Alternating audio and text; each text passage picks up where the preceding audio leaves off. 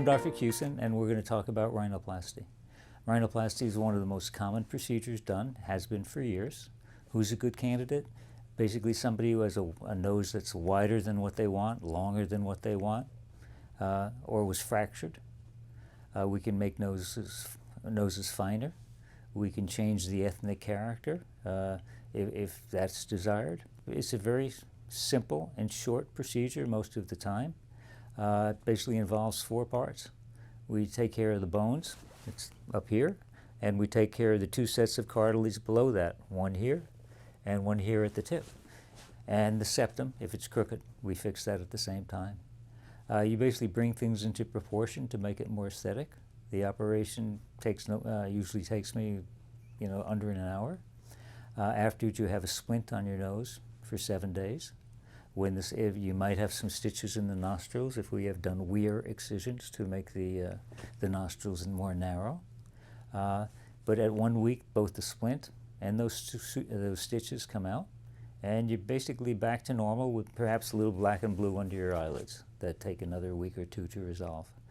6 weeks from contact sports, but basically you can go in a pool and start swimming or running, a week after surgery. It's a very common procedure. In terms of our follow-up, we see you the day after surgery to take a packing out so you can breathe through your nose again.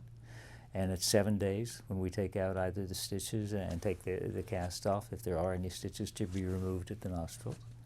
And then we see you 3 weeks after that, and generally 2 months after that. Very common procedure. Patients are usually very gratified by it. Yeah, I'll elaborate on the post-op course a little bit. For the first 2 days, it's a good idea to do some cool compresses on your eyelids. That'll help minimize any bruising, of the eyes if we've had to break the bones. And most of the time, to narrow a nose, you do have to break the bones. We do a controlled break. And post-op, if your skin is thick and oily, I'll usually tell you after the cast comes off to basically massage your nose with whatever soap or cold cream you used to help the skin contract to the size of the cartilages, because generally we trim the cartilages to give you a more refined tip. Stay out of the sun for the first 2 weeks, because if you get a sunburn on a freshly operated area, it tends to swell up.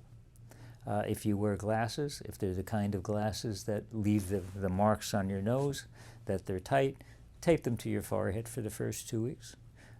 After that, you can go back to doing pretty much everything as normally as you did before. To help yourself before surgery, don't take any vitamin E or aspirin for the couple of days before surgery. And if you're a smoker, quit 2 days before surgery. And these two advices basically go for all surgery, not just nasal surgery. In the post-op period, depends on how fine your skin is. If your skin is very fine, is a fine Irish skin, you see the result pretty quickly. By the 3rd month, you get a pretty final result. If your skin is thicker and oilier, like most people, the nose keeps actually refining itself up until 2 years after surgery. But you'll certainly, see the bulk of the result, 80–90% of it within the 6 months.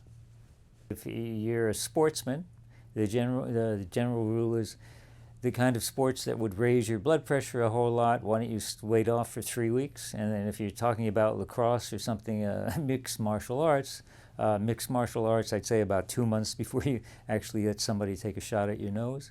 But just mild contact sports, which have a risk of somebody brushing against your nose after 6 weeks, that's okay. You can certainly get back on a tennis court or a basketball court, by 3 weeks.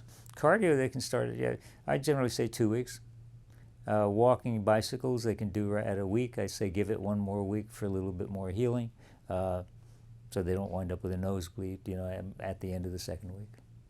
The most common request of a patient is to make their tip finer. What is generally held to be attractive by most people is that the nostrils are no wider than the inner canthi of the eyes, basically the inner V's of the eyes.